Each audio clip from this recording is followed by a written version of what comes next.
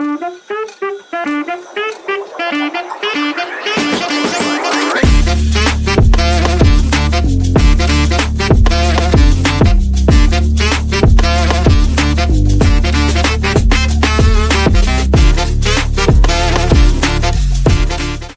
Students, तो अभी हम लोग करने जा रहे हैं जर्नल एंट्रीज चैप्टर 2 एंड 3 का। ओके, तो सबसे पहले चैप्टर 2 का 3 क्वेश्चन है वो कर लेता है, एंड देन चैप्टर 3 का 3 क्वेश्चन है वो कर लेगा। तो ये थोड़ा रिवीजन टाइप ऑफ वीडियो होगा, इसलिए ज़्यादा मतलब नॉर्मल पॉइंट्स में इतना एक्सप्लेनेशन वहाँ पे मैं नहीं करूँगा। ओके, तो सबसे पहले इस क्वेश्चन को बढ़ते हैं, जल्दी से एक बार क्वेश्चन को गो थ्रू करते हैं। ए बी सी है, 5 3 और 2 उन लोगों का रेशियो है, और फर्स्ट कैपिटल से उन लोगों का रेशियो क्या हो गया, इक्वली हो गया। तो ये न्यू रेशियो 1:1:1, राइट। और यहाँ से मुझे पता चल गया कि सिर्फ रेशियो चेंज हुआ है, इसका मतलब चेंज इन PSR है ये। तो चैप्टर नंबर 2 है। तो उन लोगों के बैलेंस शीट में लाइबिलिटीज़ में हम लोगों का कुछ प्रॉफिट है क्या, ये देखो, जनरल रिजर्व है एंड वर्कमैन कंपनसेशन रिजर्व है। ओके, एंड एसेट्स में कुछ लॉस है क्या, है, एडवर्टाइजमेंट सस्पेंस। तो इन तीनों चीज़ को मुझे जनरली देना है, तो जल्दी से दे दे। चलो, तो सबसे पहले जनरल रिजर्व 50,000 जो है उसको हम लोग को भाग कर देना है पार्टनर्स के बीच। तो ये जो जनरल रिजर्व है वो ये इन तीनों पार्टनर्स के बीच ये भाग हो जाएगा। क्लियर? श्योर। पार्टनर के बीच अगर भाग हुआ तो पार्टनर क्रेडिट होता है, और मतलब प्रॉफिट अगर भाग हुआ और लॉस अगर भाग होता है तो पार्टनर डेबिट होता है। ये सब याद रखना है। ओके, अगर प्रॉफिट भाग होता है तो पार्टनर्स कैपिटल क्रेडिट होता है, और अगर लॉस भाग होते हैं तो पार्टनर्स कैपिटल डेबिट होता है। श्योर? ओके। और ऊपर ऑपोजिट में क्या होगा, जनरल रिजर्व, क्योंकि जनरल रिजर्व भाग हो रहा है ना। उसके बाद वर्कमैन कंपनसेशन रिजर्व कितना, 70,000 है। तो 70,000 को अभी हम लोग को भाग करना है। तो सबसे पहले वर्कमैन कंपनसेशन रिजर्व 70,000 हम लोगों ने लिख लिया, and to provision for workman compensation claim. तो यहाँ पे क्लेम भी है कुछ, देखो ये 5 नंबर पॉइंट में। तो 5 नंबर पॉइंट में क्या बोले कि क्लेम एक है, क्लेम नहीं प्रोविजन बनाने बोले वर्कमैन कंपनसेशन क्लेम के लिए 30,000 रुपया। तो 70 तो मेरे पास था, लेकिन 30,000 रुपया मैंने क्लेम के लिए बचा के रखा, राइट, प्रोविजन बनाया। तो बाकी और कितना बचा रहेगा, बाकी और 40 बचा रहेगा। उसी 40 को हम लोगों को 532 में भाग कर लेना है। देखो यहाँ पे सिर्फ एक ही चेंज है कि ये वर्कमैन कंपनसेशन क्लेम नहीं, ये वर्कमैन कंपनसेशन क्लेम का प्रोविजन है। हम लोग को अगर क्लेम बनाने बोलता तो हम लोग क्लेम बनाता, क्लेम लिखता है यहाँ पे, लेकिन प्रोविजन अगर लिखने बोल रहे हैं इसलिए प्रोविजन लिखेगा। श्योर। नेक्स्ट, तो इसके बाद हम लोग को एडवर्टाइजमेंट सस्पेंस को भी एंट्री देना है। तो एडवर्टाइजमेंट सस्पेंस को एंट्री देने के लिए A, B और C को डेबिट करना होगा, एंड एडवर्टाइजमेंट सस्पेंस को क्रेडिट करना होगा, राइट। आई होप कि ये विजिबल है। एक सेकेंड चेक कर लेते हैं। तो हम लोग क्या कर रहा था यहाँ पे, एडवर्टाइजमेंट सस्पेंस। तो एडवर्टाइजमेंट सस्पेंस को तो मैंने क्रेडिट कर दिया, और इसको मुझे इन तीनों के बीच में भाग कर देना है, कौन से रेशियो में, ओल्ड रेशियो में। देन हम लोग का स्टार्ट हो जाएगा डिवोल्यूशन पॉइंट। तो रिवोल्यूशन पॉइंट में क्या है, पार्टनर ने एग्री किया कि उन लोगों का लैंड एंड बिल्डिंग का जो वैल्यू है वो 5 लाख हो गया, एंड स्टॉक घट के हो गया, और स्टॉक घटा 20,000। तो स्टॉक अगर 20,000 घटा तो ये तो लॉस हो गया, एंड लैंड एंड बिल्डिंग बढ़ के कितना हुआ, 5 लाख। इसका मतलब लैंड एंड बिल्डिंग था कितना, 4 लाख था। अब 4 में से वो 5 हो गया, इसका मतलब कितना लॉस हुआ, कितना प्रॉफिट हुआ, 1 लाख का प्रॉफिट हुआ। तो 1 लाख का प्रॉफिट हम लोग को यहाँ पे लिखना है। ओके, तो प्रॉफिट लॉस ऐसे नोट कर लेते हैं, उसके बाद एंट्री डाल देगा। Next, provision for doubtful debt को रिटर्न बैक करना है, क्योंकि सारे डेटर्स गुड है। तो सारे डेटर्स अगर गुड है तो प्रोविजन फॉर डाउटफुल डेट चाहिए होगा क्या, नहीं चाहिए होगा। तो इसको हम लोग को राइट ऑफ करना है, मतलब खत्म कर देना है, जीरो कर देना है। अब प्रोविजन फॉर डाउटफुल डेट होता क्या है, प्रोविजन फॉर डाउटफुल डेट होता है तुम्हारा लाइबिलिटी। अब लाइबिलिटी को अगर राइट ऑफ करो, मतलब जीरो बनाओ, तो लाइबिलिटी तो घट गया, इसीलिए ये बन जाएगा हम लोग के लिए प्रॉफिट, सिंपल। नेक्स्ट है out of salaries, out of salaries payable. Salaries payable है, देखो लाइबिलिटी, तो ये लाइबिलिटी है सैलरीज पेएबल, उसमें से 15,000 पे नहीं करना है। तो ये कितना खुशी का बात है, राइट, क्योंकि बच गया, हम लोग पे नहीं कर रहे, राइट। तो ये प्रॉफिट हो जाएगा। तो वही तो ये प्रॉफिट अभी तक कितना आया, 1 2 3 एंड लॉस 1 आया, राइट। उसके बाद नेक्स्ट क्या है, outstanding expenses were to be return back and being not payable, क्योंकि आउटस्टैंडिंग एक्सपेंसेस भी पे नहीं करना है, तो वाह प्रॉफिट ही प्रॉफिट। तो इन लोगों का किस्मत ही अच्छा है। तो आउटस्टैंडिंग एक्सपेंसेस भी हम लोगों को क्या नहीं करना है, पे नहीं करना है, तो इसको राइट बैक करना है। राइट बैक करना है इसका मतलब जीरो बनाना है। अगेन ये क्या होता है, लाइबिलिटी होता है, एंड लाइबिलिटी घटा तो क्या होगा, प्रॉफिट। तो ये भी हम लोगों का प्रॉफिट हो जाएगा, मतलब ये जो एक्सपेंस है ना इसको जीरो बना देगा। श्योर, इसको ओके। तो ये भी हम लोग का प्रॉफिट हो गया। नेक्स्ट में हम लोग को बोला है कि गुडविल इज वैल्यूड एट 60,000, तो इसका क्या करना है, इसका तो एडजस्ट करना है। तो गेनिंग माइनस एक्टिवाइजिंग करके old minus sorry old minus new share करके गेनिंग और सेक्रीफाइसिंग जो आएगा, तो उसको लेके मुझे gaining partner debit to sacrificing partner करना है, तो वो यहाँ पे हो जाएगा, राइट।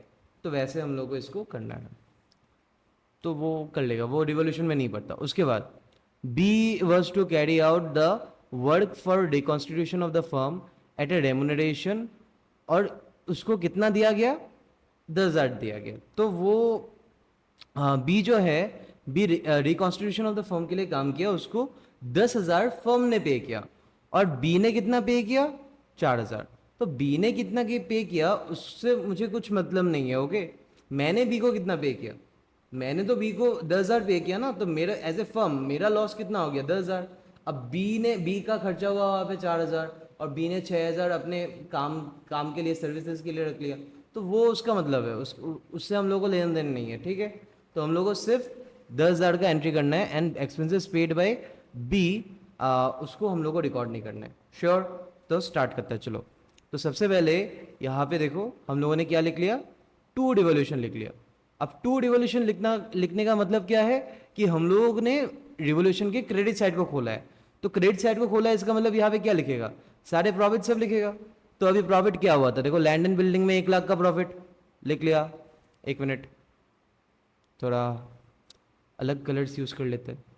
तो लैंड एंड बिल्डिंग कितना हो गया, इसमें प्रॉफिट 1 लाख का प्रॉफिट। प्रोविजन फॉर डाउटफुल डेब्ट डिस्कस किया था ना कि उसको राइट ऑफ करना है, तो 25,000 मुझे हटाना है, तो 25,000 हटाना है, तो वो भी प्रॉफिट हो गया, तो उसको भी डेबिट कर दो। उसके बाद salaries payable 15,000 not payable, right. तो 15,000 पेएबल नहीं करना है, तो वो भी हम लोग का क्या हो गया, प्रॉफिट हो गया। एंड आउटस्टैंडिंग एक्सपेंसेस को भी राइट ऑफ करना है, तो ये जो 20,000 था इसको भी हम लोगों को डेबिट कर लेना है। श्योर। तो इन सबको जब तुम लोग जोड़ोगे तो तुम लोगों को क्या मिलेगा, 1,60,000। श्योर, 1,60,000 मिल जाएगा। तो ये हो जाएगा तुम्हारा, क्या होगा बोलो, टोटल प्रॉफिट। प्रॉफिट हो जाएगा ये, ओके। तो प्रॉफिट का तो नोट हो गया, ये इसमें एक, इसमें एक, इसमें एक, इसमें एक, राइट। और प्रॉफिट नहीं था। अब लॉसेस को नोट करना है, तो लॉसेस को नोट करने के लिए हम लोग के पास दो पार्ट है। एक तो स्टॉक में लॉस हुआ 20,000 का, और एक हम लोगों ने उसको पे किया, किसको पे किया, बी को पे किया। तो ये दोनों ही हम लोगों के लिए क्या है, लॉस है। तो तुम लोग क्या करो, इन दोनों एंट्रीज को क्लब कर दो, मतलब ऐसे लिखो, रिवोल्यूशन डेबिट लिख लो। तो इसका डेबिट लिखने का मतलब क्या, कि मैंने डेबिट साइड को खोल दिया, और डेबिट साइड में क्या लिखता है अभी, लॉसेस। तो लॉसेस में सबसे पहला वाला लॉसेस क्या होगा, हम लोगों का ये स्टॉक वाला लॉस। और स्टॉक में कितना लॉस हो गया, हम लोगों का 20,000 का लॉस हो गया, तो स्टॉक में 20,000 लिख देना। एंड टू, इसको जो पे किया बी को, तो बी को पे किया ना, तो इसमें क्या लिखना है देखना, बीस कैपिटल अकाउंट लिखना है, जो कि इस वाले एंट्री में क्या हुआ है। तो 20 कैपिटल अकाउंट लिखना है, एंड उसको कितना पे किया, 10। तो हम लोग को यहाँ पे 10,000 यहाँ पे लिखना है, और ये 4,000 जो पे किया है ये ऐसे ही कंफ्यूज करने के लिए दिया, हम लोग को इसको कुछ देखना नहीं है, ओके। तो ये डन हो गया। अब ये सब करने के बाद मेरा टोटल लॉसेस कितना हो गया देखो। तो मेरा पहला तो ये वाला लॉस हो गया, ये 20, देखो रिवोल्यूशन डेबिट है। और दूसरा लॉस क्या हो गया, ये 10, देखो रिवोल्यूशन डेबिट, राइट। तो मेरा टोटल लॉस है 30, और मेरा टोटल प्रॉफिट है 1,60,000। तो मेरा नेट नेट क्या हुआ बोलो, मेरा नेट नेट प्रॉफिट हो गया 1,30,000 का।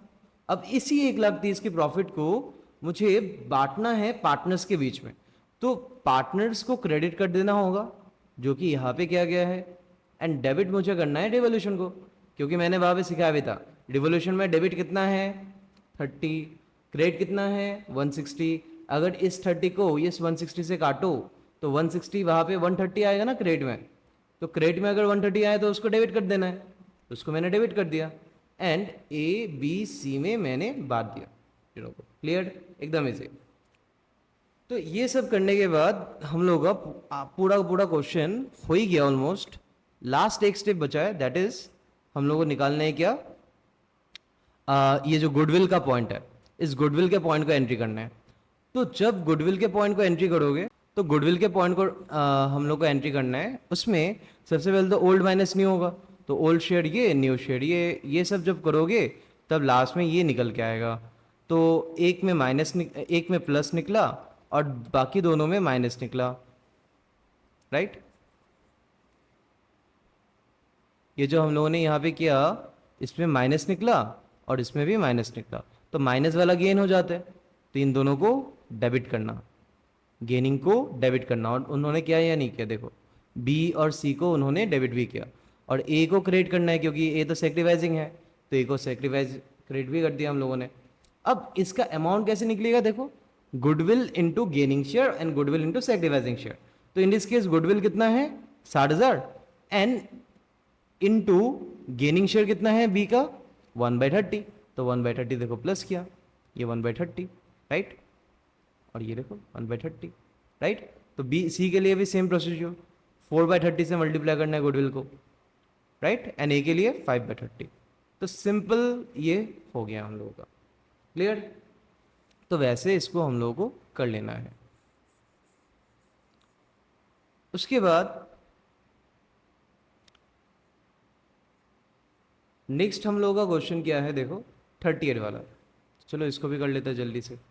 तो 38 में हम लोग को बोला है कि पुराना प्रॉफिट शेयरिंग रेशियो था 1:1:1, ठीक है, और लाइबिलिटीज दिया है, एसेट्स दिया। लाइबिलिटीज में एक प्रॉफिट दिख गया, वर्कमैन कॉर्पोरेशन रिजर्व, और यहाँ पे कुछ है क्या, नहीं है। लेकिन यहाँ पे देखो profit and loss account asset side में है, एसेट साइड में है, इसका मतलब ये हम लोग का प्रॉफिट हो गया, लॉस हो गया, आई मीन, राइट, ये एसेट साइड में है, ठीक, ये कॉन्टिन्यूएशन में चल रहा है ये पेज, ओके, ठीक, और ये वाला ये यहाँ पे है। अभी ये जो है एसेट्स में पीएनएल अकाउंट है, तो उसको एक एंट्री देना होगा, एंड वर्कमैन कंपनसेशन रिजर्व को एक एंट्री देना होगा, और पुराना रेशियो क्या है 1:1:1, तो जल्दी से कर लेते हैं। अब सबसे पहले सपोज WCR को एंट्री देता है, तो WCR तो कितना है 1,30,000, कुछ क्लेम है क्या, देखो क्लेम यहाँ पे एक नंबर में मुझे मिल गया कितना 1,00,000 का, तो 1,00,000 का क्लेम और 1,30,000 का WCR था, तो इसका मतलब 30,000 बच जाएगा, कौन से रेशियो में, इक्वली, तो इक्वली मधु नेहा एंड तीना के बीच में बच जाएगा, तो वो नीचे वहाँ पे गिवन है, तो एक बार वहाँ से हम लोग रेफर कर लेते हैं। हाँ ये वाला देखो, तो 1,30,000 यहाँ पे लिख लिया हम लोगों ने, तो 1,30,000 डेबिट में लिख लिया, एंड देन 1,00,000 का मेरा क्लेम है, एंड बाकी का जो 30,000 है वो 30,000 बढ़ गया, श्योर, तो वो वैसे हम लोग को भाग कर लेना है। And similarly profit and loss जो है 60,000 का, उसको भी मैंने भाग कर लिया, उसको भी मैंने 1:1:1 में ओल्ड पार्टनर्स के बीच में भाग कर दिया। क्लियर, तो वैसे हम लोग को इसको करना है। अब उसके बाद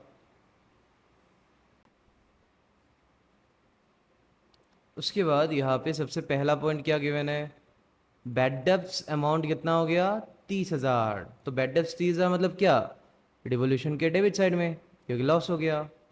और provision for doubtful debt is to be maintained at existing rate, तो पहले जिस रेट में पीडीडी बना था उसी रेट में मुझे अभी भी पीडीडी बनाना है, ठीक है, तो देख लेते हैं एक बार कैसे।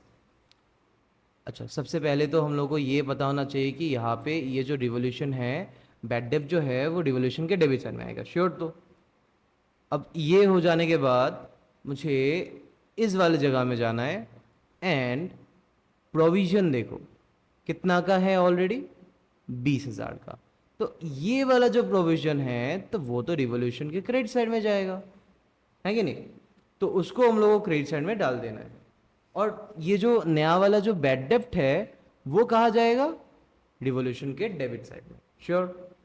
और प्रोविजन अभी जो बनाना है, अभी प्रोविजन जो बनाना है वो क्या है, वो एग्जिस्टिंग रेट में है। तो पहले किस रेट में बनता था तो देख लेते हैं, पकड़ लेते हैं। तो देखो पहले प्रोविजन था कितना, 20,000। आउट ऑफ हाउ मच, मतलब किससे निकालता पहले, 4 लाख से निकालता था। तो 4 लाख में 20,000 था और इंटू 100 हो गया। तो इसको अगर सॉल्व करें तो कितना परसेंट वो निकल जाएगा, तो ये निकल रहा है हम लोगों का 5%। तो मतलब प्रीवियस जो प्रोविजन का रेट था वो 5% था, और अभी भी वो 5% में ही हम लोगों का प्रोविजन चार्ज होगा। श्योर। तो वैसे इसको देखना है। अभी इसको सॉल्व करता है, चलो। तो सबसे पहले इसको तो मुझे क्या करना है, क्रेडिट करना है। तो रिवोल्यूशन के क्रेडिट साइड में तो 2 रिवोल्यूशन खोल लेते हैं, और डेबिट में क्या करेगा, प्रोविजन फॉर डाउटफुल डेप्ट कितना, 20,000। और कुछ प्रॉफिट है तो यहाँ पे डाल देगा बाद में। अब देख लेते हैं, और शायद ही नहीं, और नहीं है। ओके प्रॉफिट्स तो मैंने देखा एक बार, तो ये एंट्री वही हो जाएगा क्रेडिट साइड का।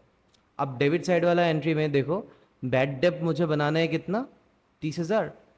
तो बैड डेप्ट तो लॉस हो गया, ठीक। और रिवोल्यूशन, तो फिर हम लोग क्या करना है, रिवोल्यूशन के डेबिट साइड को खोलना है। तो रिवोल्यूशन डेबिट, और यहाँ पे आ जाएगा 2 बैड डेप्ट।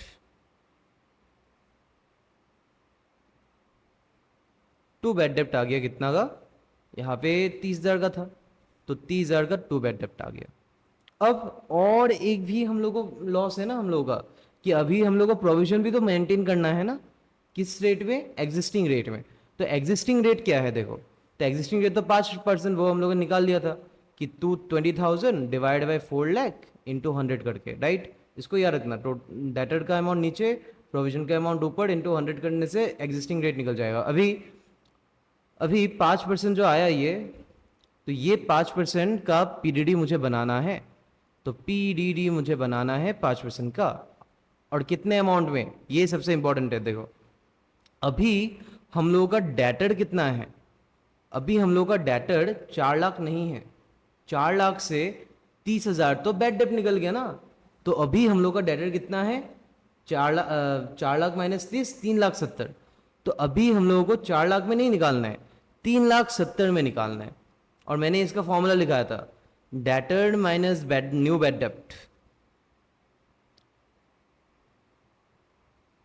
इनटू रेट बाय 100 आ जाएगा। अब यहां पे रेट क्या है बोलो, यहां पे रेट तो 5% था, तो 5% निकाल लेगा। तो 5% कितना आता है, 0 0 35 3 18, तो 18,500 आ जाएगा। तो ये 18,500 हम लोग का नया प्रोविजन बन जाएगा। तो एक बार चेक कर लेते हैं कि आंसर मिल रहा है या नहीं मिल रहा है इस दोनों एंट्री का। अच्छा यहाँ पे आंसर थोड़ा सा अलग आएगा आई गेस, इस वाले मेथड से करना। तो जो भी पुराना पीरियडी है उसको प्रॉफिट मान लेना, क्रेडिट, और जो भी नया पीरियडी बना उसको लॉस मान लेना, प्लस जो भी नया बैड डेप्ट आया उसको भी लॉस मान लेना, ठीक। और उसको लॉस को कहाँ डाल देना, रिवोल्यूशन अकाउंट में। तो ये डेबिट साइड में लिख रहे हो, मतलब लॉस लिख रहे हो तुम लोग, ओके।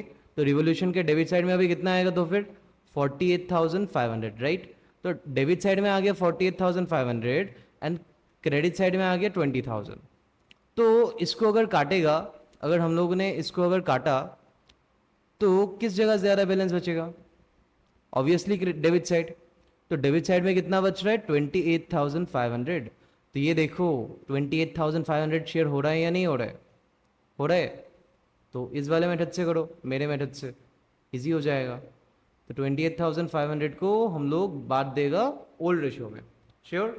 तो हम लोगों ने कुछ उल्टा उल्टा नहीं किया, देखो क्या किया, क्रेडिट साइड में हम लोगों ने ओल्ड पीरियडी को डाल दिया, ओल्ड पीरियडी, और न्यू पीरियडी जो बना 5%, वो न्यू पीरियडी हम लोगों ने क्रेडिट साइड में डाल दिया उसको। एंड जो ये न्यू बैड डेब्ट है, आई मीन डेबिट साइड में डाल दिया रिवोल्यूशन का। अब ये जो न्यू बैड डेब्ट है उसको भी हम लोगों ने डेबिट साइड में डाल दिया। श्योर? तो रिवोल्यूशन के डेबिट में दो चीज, न्यू बैड डेब्ट एंड न्यू पीरियड, और रिवोल्यूशन के क्रेडिट में एक चीज, दैट इज पीएफडीडी। श्योर? तो ये हम लोग को ऐसे ही करना है, हो जाएगा, और कुछ प्रॉब्लम नहीं है। यहाँ पे लिख देना कि being periodic, being assets and liabilities revalued, being assets and liabilities revalued, हो जाएगा।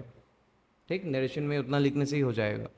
तो ये हम लोगों ने लिख लिया। एंड बाकी उसके बाद तुम लोगों को ये गुडविल का एंट्री तो करना आता ही होगा। और देखो गुडविल ये जो है, गुडविल का वैल्यूएशन ये हम लोगों ने किया, रुको ये दिखा रहे। तो लास्ट हम लोगों को क्या करना है, ये जो गुडविल है इस गुडविल को हम लोगों को मतलब निकाल के इसको एडजस्ट कर लेना है। एक बार जल्दी से गुडविल निकाल लेते हैं। तो goodwill equals to average profit into NYP, और एवरेज प्रॉफिट में क्या क्या आएगा देखना।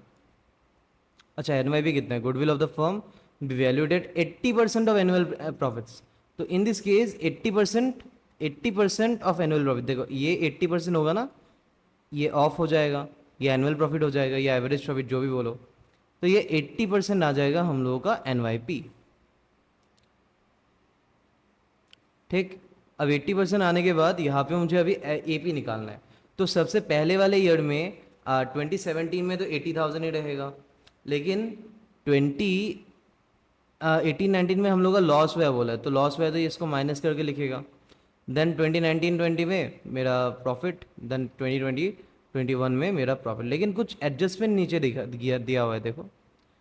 यू आर इन्फॉर्म डेट 1 मार्च 2020, तो 1 मार्च 2020 कहाँ पड़ता है, 2020 के अंदर है कि नहीं, 31 मार्च 2020 से पहले, इसका मतलब इस साल में।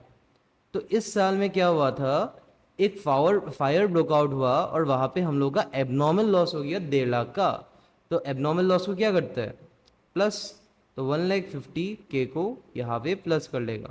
ठीक, एबनॉर्मल लॉस को हम लोग प्लस करते हैं। And A claim of 60% was receive from the insurance company, और 1,50,000 का 60% क्लेम मुझे रिसीव हुआ है। तो यहाँ पे कुछ और साल तो नहीं बोला है, इसका मतलब इसी साल में मुझे 1,60,000 मुझे मिला। तो 50,000 का 60% कितना होता है, 150 का 60% हो जाएगा तुम्हारा 3/5, तो 30/3, तो 90,000 हो गया। तो यहाँ पे 90,000 का मुझे मतलब इंश्योरेंस क्लेम मिल गया। अब ये जो इंश्योरेंस क्लेम होता है वो प्रॉफिट होता है मेरा, एबनॉर्मल प्रॉफिट। तो एबनॉर्मल प्रॉफिट को हम लोग को माइनस करना है। तो हम लोग को माइनस कितना करना है, ये 90,000, 60% ऑफ लॉस 90,000, मतलब जो जितना इंश्योरेंस मिला मुझे, जितना लॉस हुआ उसका 60% मिला ना, तो ये हम लोग का प्रॉफिट हो गया। अब तो इसको अभी सॉल्व करना है। तो सबसे पहले वाले साल में कितना होगा, तो सबसे पहले वाले साल में आई गेस 80 होगा, इसमें कुछ चेंज नहीं है। अब 80 के से क्या करना है, माइनस करना है 2 लाख, तो ठीक है, तो -2 लाख। उसके बाद 4,40,000 प्लस 1,50,000 माइनस 90, तो 1,50,000 माइनस 90 कितना आएगा, 60 आएगा। और 60 को प्लस कर दो 4,40,000 में से, तो यहाँ पे 5 लाख आ गया, इजी। और लास्ट में कितना, 6 लाख, ये भी प्रॉफिट है। एंड डिवाइड बाय कितना साल, 4।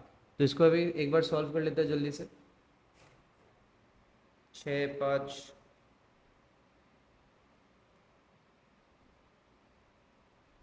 तो 9,80,000 आ जाएगा। और 9,80,000 को 4 से सॉल्व कर देना है। और ये है ना, ये ऐसे सॉल्व कर लो थोड़ा, ये हो गया, ये हो गया, ये 2 हो गया, तो 9,800, मतलब 98,000 को 2 से मल्टीप्लाई कर दो तो 196 हो जाएगा। तो मेरा गुडविल आ गया 196। ओके, अच्छा यहाँ पे एक चीज़ इन्फॉर्मेशन हम लोग से मिस हो गया, देखो बहुत इंपॉर्टेंट है। The goodwill of the firm be valued at 80% of the annual profit of previous 3 years only. 4 साल चाहिए नहीं हम लोगों को, तो गुड पॉइंट। तो इसलिए क्वेश्चन को पूरा पढ़ना चाहिए। तो 80,000 जो है वो यहाँ पे नहीं आएगा, 80,000 नहीं आएगा, और यहाँ पे 3 साल का बन जाएगा, क्योंकि लास्ट 3 साल का ही निकालने बोले। तो अगर वैसे अगर करे तो आंसर में ये जो है ये थोड़ा कम आएगा। अब 90,000 इंटू यहाँ पे क्या है 3 है। एक सेकेंड, इसको फिर से दोबारा एक बार जल्दी से कर लेते हैं। ओके, तो यहाँ पे आ जाएगा तुम्हारा 9 लाख डिवाइड बाई 3 इंटू 80/100। तो इसको अगर सॉल्व करे तो 80 या क्या था, हाँ 80% ऑफ एवरेज प्रॉफिट था ना। ये गया, ये और ये गया। अब 3 से अगर काटेगा तो यहाँ पे 30,000 आ जाएगा। और 30,000 इंटू 8 कितना, 2,40,000। तो गुडविल आ गया 2,40,000। अब 2,40,000 को तो बाकी काम तो कर सकते हो तुम लोग, मतलब इसको एडजस्ट करना ये सब। तो इसको एडजस्ट नॉर्मली कर लेना। और उसके लिए यहाँ पे कैलकुलेशन भी दिया गया है। देखो, जब ओल्ड माइनस न्यू करोगे, old minus new, new ratio वहाँ पे गिवन था 5:3:2। तो जब ये करोगे तब यहाँ पे माइनस में आंसर आएगा और इन दोनों में प्लस में आएगा। तो जो जो प्लस हो गया उसको क्या करना है, गेनिंग टू सेक्रीफाइसिंग करना है ना, तो सेक्रीफाइसिंग को क्रिएट करना है। और जो गेनिंग है उसको डेबिट कर देना है, मधु को डेबिट कर दिया। एंड इसका आंसर कैसे आएगा, 2,40,000 दैट इज गुडविल का अमाउंट इंटू 5/30। एंड यहाँ पे 2,30,000 इंटू 1/30 और यहाँ पे 2,40,000 इंटू 4/30। तो वैसे ये निकल जाएगा। तो ऐसे हम लोगों का ये वाला भी खत्म हो गया। क्लियर, वैसे हम लोगों का ये वाला भी एकदम खत्म हो गया। अब ये लास्ट क्वेश्चन है और इसमें ये बहुत इजी होता है। यहाँ पे हम लोग को देखो लास्ट में बोले कि सिंगल एडजस्टमेंट एंट्री पास करने के लिए सिंगल जर्नल एंट्री, तो ये बहुत इजी होता है। इसमें सबसे पहले देखो ओल्ड रेशियो गिवन है और हम लोग को लाइबिलिटीज़ में प्रॉफिट दो प्रॉफिट गिवन है और एसेट्स में लॉस कुछ भी गिवन नहीं है। उसके बाद न्यू रेशियो यहाँ पे गिवन है 4:1। Okay, and then stock is to be valued at 20% less, मतलब स्टॉक को 20% कम करना है। तो स्टॉक को 20% कम करना मतलब 1,80,000 का 20% कितना हो जाएगा, 1,80,000 का 20% 36,000 हो जाएगा। तो 36,000 मेरा क्या हो गया, सबसे पहला लॉस हो गया। ठीक, उसके बाद प्रोविजन फॉर डाउटफुल डेप्ट टू बी इंक्रीज बाय 1,500। तो प्रोविजन फॉर डाउटफुल डेप्ट अगर इंक्रीज करो तो ये भी तो मेरा लॉस हो गया, राइट, ये भी तो मेरा लॉस है। तो इसको भी मुझे डेबिट कर देना है रिवोल्यूशन के। उसके बाद furniture is to be depreciated by 20%। तो फर्नीचर कितना था 30 का 20% 15 सॉरी 6,000 हो जाएगा।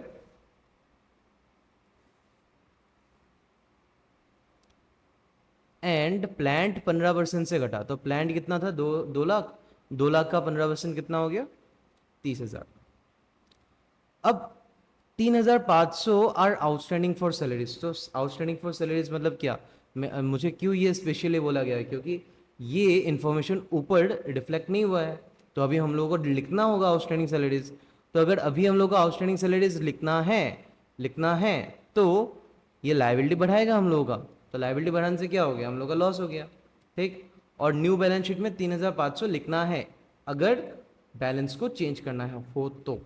ठीक, तो नॉर्मल क्वेश्चन में ये इस वाले पॉइंट के बाद इसको तो लाइबिलिटी मतलब लॉस में लिखना ही है मेरा, और इसको नए बैलेंस शीट में भी दिखाना है।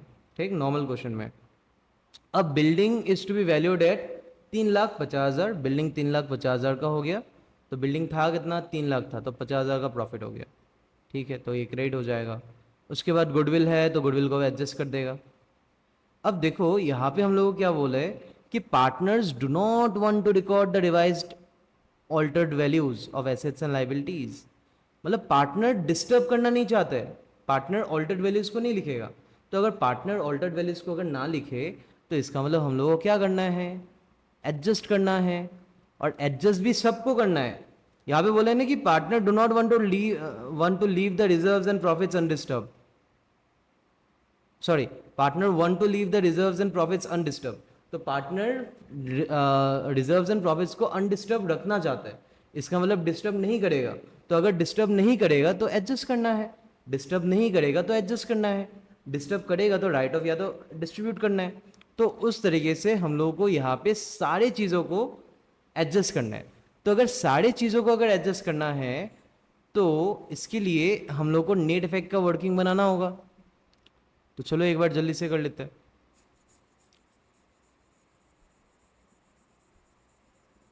तो नेट इफेक्ट के वर्किंग में सबसे पहले क्या आ जाएगा, देखो सबसे पहले तो यहाँ पे, एक मिनट, हाँ, तो सबसे पहले यहाँ पे जो रिजर्व्स है वो आ जाएगा प्रॉफिट के हिसाब से। देखो एडजस्टमेंट फॉर रिजर्व्स ये आ गया, उसके बाद adjustments for profit and loss वो आ गया, ठीक। देन यहाँ पे लॉस तो कुछ है नहीं, ठीक। और उसके बाद इस वाले स्टेप से पूरा पूरा हम लोग को एडजस्ट करना है। तो गुडविल का अगर एडजस्ट करना है तो उसको प्लस में लिखना है, क्योंकि गुडविल अच्छा चीज़ होता है। तो गुडविल को एडजस्ट किया, राइट, प्रॉफिट्स एंड लॉस को एडजस्ट किया, रिजर्व्स को एडजस्ट किया। तो ये तीनों प्रॉफिट्स होता है, इसलिए हम लोगों ने इसको प्लस करके लिखा, राइट। एंड उसके बाद हम लोगों का लॉस क्या क्या हुआ, देखो स्टॉक में तो मेरा 36 का लॉस हुआ था। तो स्टॉक में 36 का लॉस जो हुआ उसको मैंने माइनस में लिखा, ठीक। देन प्रोविजन में मेरा लॉस कितना हुआ था, प्रोविजन कहाँ है, ये प्रोविजन में मेरा लॉस हुआ था 1500 का, तो 1500 का यहाँ पे लॉस लिख दिया। Then decrease in value of furniture, 20,000 घटा था 6,000, राइट, 20% घटा था तो 6,000 घट गया loss. Then loss due to increase in value of plant, तो प्लांट के वैल्यू में इंक्रीज हुआ, डिक्रीज हुआ, इसलिए मेरा लॉस हुआ। तो प्लांट का वैल्यू कितना था, 2 लाख था, तो 2 लाख में कितना डिक्रीज हुआ, 15,000, तो 30,000 का मेरा लॉस हो जाएगा। तो उसको भी मैंने माइनस करके लिखा। And then loss due to unrecorded liability, तो अनरिकॉर्डेड लाइबिलिटी इसका बाद हो रहा है, आउटस्टैंडिंग फॉर सैलरीज, तो वो 3,500 का लॉस हो गया। तो टोटल लॉस जो मेरा आ रहा है वो कितना आ रहा है, 77,000 आ रहा है। एंड आफ्टर डेट मेरा बिल्डिंग में प्रॉफिट भी तो हो गया, तो प्रॉफिट वाले को क्या करेगा, हम लोग प्लस कर देगा, ठीक। प्रॉफिट वाले को हम लोग प्लस कर देगा। तो यहाँ पे देखो 50,000 का जो प्रॉफिट है उसको प्लस कर दिया। आफ्टर डेट मेरा लॉस ऑन रिवोल्यूशन निकला, मतलब माइनस में निकला तो ये लॉस निकला। एंड देन बाकी सबको जब मैंने प्लस किया तो वो क्या निकला, प्लस 81,000। तो इसको बोलते हैं नेट इफेक्ट। तो नेट इफेक्ट निकल गया 81,000। तो वंस नेट इफेक्ट 81,000 पॉजिटिव निकल गया, अभी हम लोग को क्या करना है, gaining partner debit to sacrificing. तो सिंपल, तो गेनिंग पार्टनर निकालो ओल्ड माइनस न्यू करके, एंड सेक्टिवाइजिंग पार्टनर निकालो, and then debit minus credit कर दो, आंसर आ गया। तो सिर्फ हम लोग को वही करना है यहाँ पे, और कुछ नहीं। तो जल्दी से एक बार देख लेते हैं।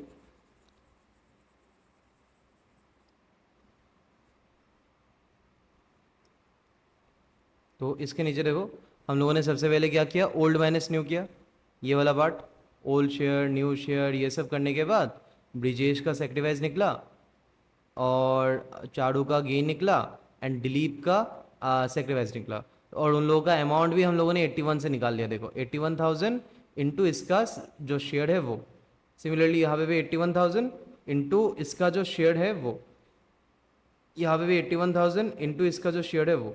तो वो सब निकालने के बाद ये जो भी अमाउंट यहाँ पे आ गया उसको हम लोग रिस्पेक्टिवली डेबिट क्रेडिट कर देगा। तो देखो चारू अभी क्या हो रहा है, चारू तो गेन हो रहा है ना, तो गेन हो रहा है तो उसको क्रेडिट कर दो, डेबिट कर दो।